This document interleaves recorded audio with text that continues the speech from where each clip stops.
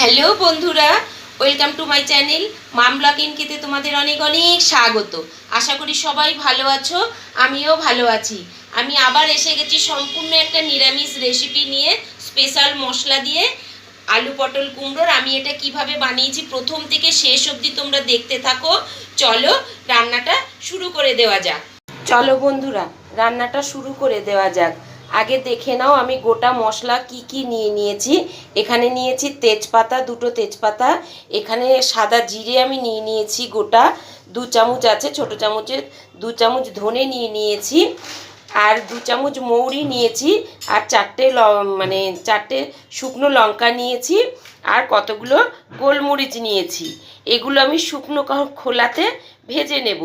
আর সাথে আমি নিয়ে নিয়েছি, দেখো এখানে পরিমাণ মতো নুন আর হলুদ নিয়েছি। এখানে একটা গোটা টমেটো নিয়েছি আমি।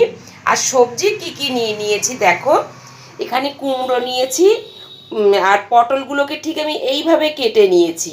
আলু নিয়েছি, এখানে ছোট সাইজের 3টে আলু আছে, আর 500 গ্রামের মতন পটল আর কুমড়ো আছে। সম্পূর্ণ নিরামিষ এই রেসিপিটি। চলো শুরু করে দেওয়া যাক। দেখো ওভেন জ্বালিয়ে আমি ওভেনে কড়াও বসিয়ে দিয়েছি। শুকনো এবার গোটা মশলাগুলো আমি শুকনো খোলার মধ্যে টেলে নেব। আগে লঙ্কাটা আমি দিয়ে দিলাম। ঝালটা তোমরা যে যেরকম পছন্দ করো ঠিক সেরকমই নেবে।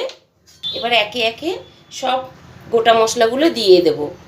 গ্যাসের ফ্লেমটা কিন্তু আমি এই পর্যায়ে লোতে রেখেছি। মৌরিগুলো আমি দিয়ে দিলাম, ধনেগুলো দিয়ে দিলাম, তেজপাতাটাও দিয়ে দিয়েছি। তেজপাতাটা আমি টুকরো করে নিয়েছি। এবার দিলাম জিরে।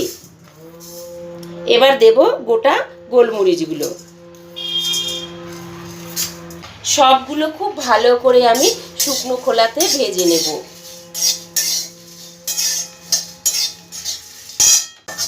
দেখো মশলাগুলো আমার শুকনো খোলায় খুব ভালোভাবে টালা হয়ে গেছে। এবার আমি এটাকে নাবিয়ে ঠান্ডা হতে দেব। আবার আমি ওভেনে কড়াটা বসিয়ে দিয়েছি। এবার এর মধ্যে খুব অল্প পরিমাণে আমি তেল দিয়ে দেবো। তেল খুব একটা লাগে না। তেলটা আমার গরম হোক। তেলটা গরম হয়ে গেছে আমার। এই পর্যায়ে আমি ছোট চামচের 1 চামচ ফোড়নে কালো জিরে দিয়ে দিলাম, আর দেব 2টো কাঁচা লঙ্কা। আমি আলুগুলো সব দিয়ে দেবো, দিয়ে আলুগুলো একটু ভেজে নেব। 2 মিনিটের মতন আলুগুলো আমি আগে একটু ভেজে নেব।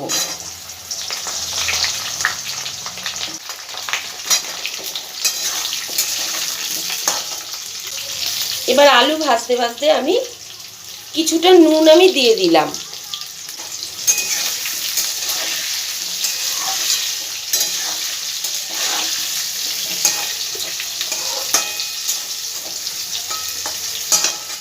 দেখো 2 মিনিট বাদে আমি ফিরে এলাম। আলুটা আমার একটু ভাজা ভাজা হয়ে গেছে। এই পর্যায়ে আমি পটলগুলো সব দিয়ে দেবো।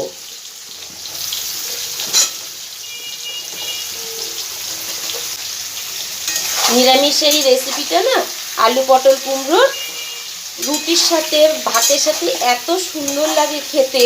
তোমরা একবার অবশ্যই বানিয়ে খেয়ে দেখবে। আচ্ছা, এবার আমি একটু ঢাকনা দিয়ে দেবো। ঢাকনাটা এবার একটু খুলবো, ভালো করে একটু নাড়াচাড়া করে দেবো সবজিগুলো। এবার আমি এর মধ্যে কেটে রাখা কুমড়োগুলো দিয়ে দেবো।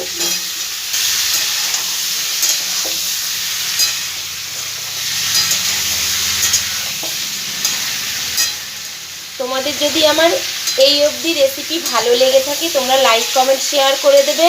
এখনও যারা আমার চ্যানেলটাকে সাবস্ক্রাইব করোনি তাদের অনুরোধ রইল সাবস্ক্রাইব করে দেওয়ার, আর পাশে বেল আইকনটাকেও ক্লিক করে দিও। তবে আমি নতুন নতুন ভিডিও আপলোড করলে সবার প্রথম তোমাদের কাছে নোটিফিকেশন চলে যাবে। আর হ্যাঁ বন্ধুরা, তোমরা যদি কেউ আমার ফেসবুক পেজ থেকে দেখো সেই পেজটাকে একটু ফলো করে দিও। এবার আমি এর মধ্যে একটা বড় সাইজের টমেটো ছোট করে কেটে রেখেছিলাম, সেইটা সম্পূর্ণ দিয়ে দিই। এবার দিয়ে দেব আর একটু নুন আর পরিমাণ মতন হলুদ গুঁড়ো। ভালো করে এগুলো সব একসাথে মিশিয়ে দেবো। দেখো দেখতে কত সুন্দর লাগছে, খেতেও অসাধারণ লাগে ভাত রুটির সাথে। এবার আমি এই পর্যায়ে শুকনো খোলায় তেলে রাখা গুঁড়ো, আমি মশলাটাকে তো গুঁড়ো করে নিয়েছি, গোটা মশলাগুলো, সেই মশলাটা এবার আমি দিয়ে দেবো। ওপর দিয়ে ছিটিয়ে দিলাম 1.5 চামচের মতন। এবার দেব স্বাদ মতন চিনি। চিনিটা অপশনাল, চাইলে তোমরা নাও দিতে পারো, তবে নিরামিষ যে কোনো সবজিতে একটু মিষ্টি দিলে খেতে ভালো লাগে, তোমরা চাইলে নাও দিতে পারো। আমি ছোট চামচের 1 চামচ চিনি দিয়ে দিলাম। এবার এর মধ্যে দিয়ে দেবো গ্রেট করে রাখা আদা। এবার সবগুলো একসাথে খুব ভালো করে আমি মিশিয়ে নেব। গ্যাসের ফ্লেমটা আমি এই পর্যায়ে মাঝারিতে দিয়ে রেখেছি।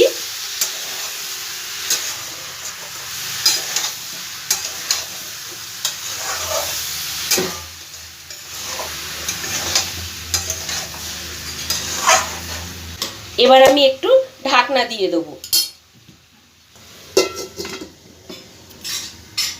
ঢাকনাটা এবার একবার খুলবো।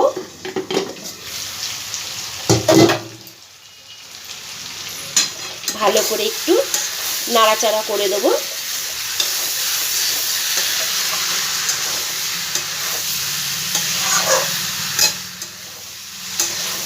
এবার পরিমাণ মতন আমি এর মধ্যে জল দিয়ে দেবো।